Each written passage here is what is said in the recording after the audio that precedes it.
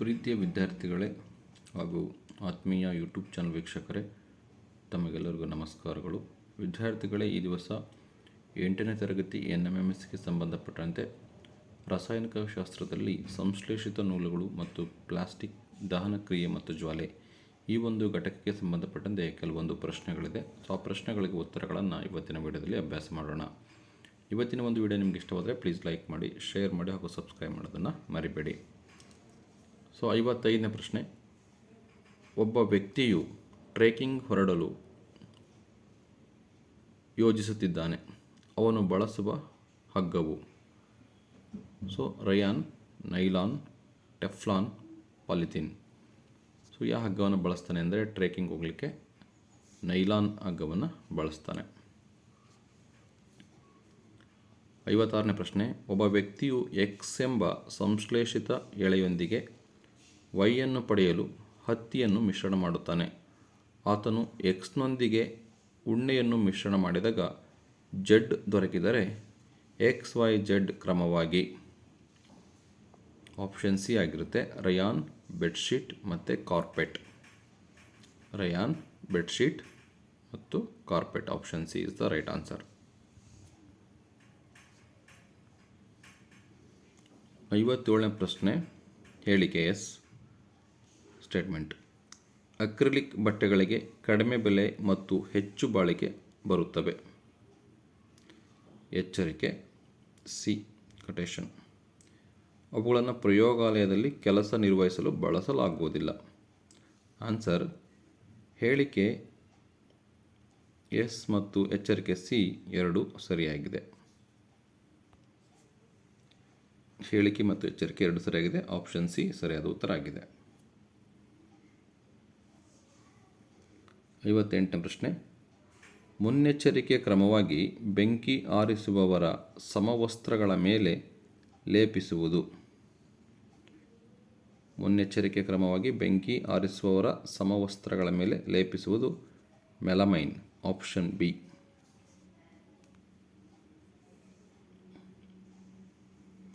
59ನೇ ಪ್ರಶ್ನೆ. ಕಾರಿನ ಸೀಟ್ ಬೆಲ್ಟ್ಗಳ ತಯಾರಿಕೆಯಲ್ಲಿ ಬಳಸುವ ಕಚ್ಚಾ ವಸ್ತುಗಳು ಯಾವುದು? Option C. ಕಲ್ಲಿದ್ದಲು, ಗಾಳಿ, ನೀರು. ಸೀಟ್ ಬೆಲ್ಟ್ಗಳ ತಯಾರಿಕೆಯಲ್ಲಿ ಬಳಸುವ ಕಚ್ಚಾ ವಸ್ತುಗಳು ಕಲ್ಲಿದ್ದಲು, ಗಾಳಿ ಮತ್ತು ನೀರು. 60ನೇ ಪ್ರಶ್ನೆ. PETಗಳ ತಯಾರಿಕೆಯಲ್ಲಿ ಉಪಯೋಗಿಸುವ ಮತ್ತು ಹಣ್ಣುಗಳಿಗೆ ಪರಿಮಳ ನೀಡುವ ರಾಸಾಯನಿಕ ಘಟಕಗಳು ಯಾವುವು? Option D. Easter. Chemical units which give smell to fruits and used in manufacture of PET. Answer is ester. Option D.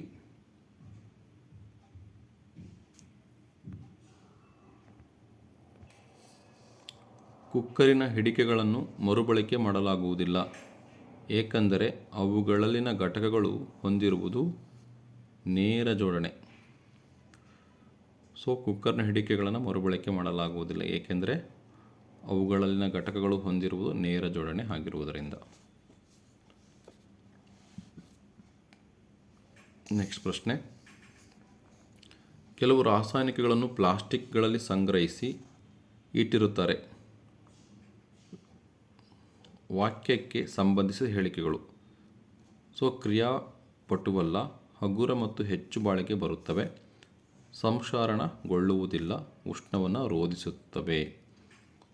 So ಇದಕ್ಕೆ 1, 2, 3 ಮತ್ತು 4 ಎಲ್ಲ ಹೇಳಿಕೆಗಳು ಸರಿಯಾಗಿದೆ.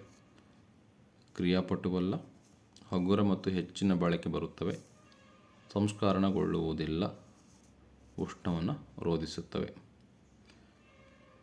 1, 2, 3, 4 ಸರಿಯಾದ ಹೇಳಿಕೆ ಆಗಿದೆ. 63ನೇ ಪ್ರಶ್ನೆ.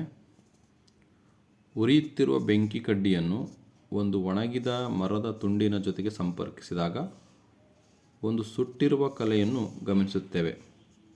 ಆದರೆ ಅದು ಉರಿದಿರುವುದಿಲ್ಲ, ಏಕೆಂದರೆ ಮರದ ತುಂಡಿಗೆ ನೀಡಲಾದ ಶಾಖವು ಏನಾಗಿರುತ್ತೆ ಅಂತ.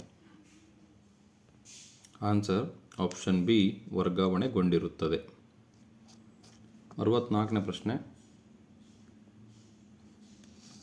ಪೆಟ್ರೋಲ್ನಿಂದ ಉಂಟಾದ ಬೆಂಕಿಯ ಅವಘಡದಲ್ಲಿ ಈ ಕೆಳಗಿನವುಗಳನ್ನು ಬೆಂಕಿ ಆರಿಸಲು ಬಳಸುವರು. ಸೊ ಪೆಟ್ರೋಲ್ನಿಂದ ಬೆಂಕಿ ಅವಘಡ ಆದಾಗ ಆರಿಸಲಿಕ್ಕೆ ಏನು ಬಳಸ್ತಾರಪ್ಪ ಅಂದರೆ ಆಪ್ಷನ್ ಡಿ ಮರಳನ್ನು ಬಳಸ್ತಾರೆ. 65ನೇ ಪ್ರಶ್ನೆ. ಒಂದು ಆವೃತವಾದ ಗ್ಯಾರೇಜಿನ ಒಳಗೆ ಇಂಜಿನ್ ಚಾಲು ಸ್ಥಿತಿಯಲ್ಲಿರುವ ಕಾರಿನೊಳಗೆ ಕುಳಿತುಕೊಳ್ಳುವುದು ಅಪಾಯಕಾರಿ, ಏಕೆಂದರೆ ಅಲ್ಲಿ ಬಿಡುಗಡೆಯಾಗುವುದು.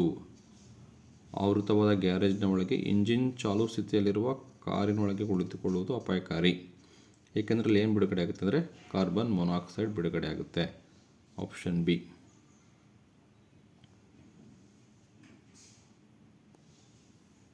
ಗಂಧಕವು ಗಾಳಿಯೊಂದಿಗೆ ಉರಿಯುತ್ತದೆ. ಹೇಳಿಕೆ. ಕಾರಣ ಇದು ಸ್ವಯಂ ಪ್ರೇರಿತ ದಹನವಾಗಿದೆ. ಸ್ಟೇಟ್ಮೆಂಟ್ ಮತ್ತು ರೀಸನ್ ಎರಡು ಸರಿಯಾಗಿದೆ. ಎಸ್ ಆ್ಯಂಡ್ ಆರ್ ಎರಡು ಸರಿ. 66ನೇ ಪ್ರಶ್ನೆಗೆ.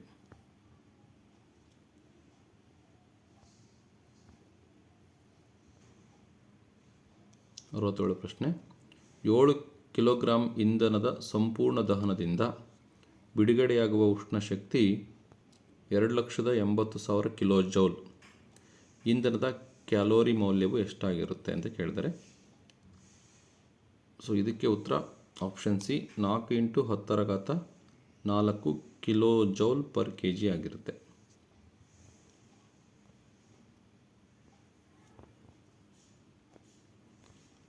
68ನೇ ಪ್ರಶ್ನೆ.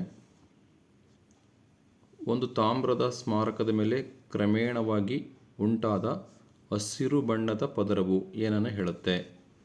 ಆಪ್ಷನ್ ಬಿ ತಾಮ್ರದ ಕಾರ್ಬೋನೇಟ್. ಹಸಿರು ಬಣ್ಣದ ಪದರ ತಾಮ್ರದ ಕಾರ್ಬೋನೇಟ್ ಆಗಿರುತ್ತೆ. 69ನೇ ಪ್ರಶ್ನೆ. ಕಬ್ಬಿಣದ ಡಬ್ಬಿಗಳ ಮೇಲೆ ತವರದಿಂದ ವಿದ್ಯುತ್ ಲೇಪಿಸಲಾಗಿದೆ, ಏಕೆಂದರೆ ತವರವು ಕ್ರಿಯಾಶೀಲವಲ್ಲ ಮತ್ತು ಕೊರೆತಕ್ಕೆ ಒಳಗಾಗುವುದಿಲ್ಲ.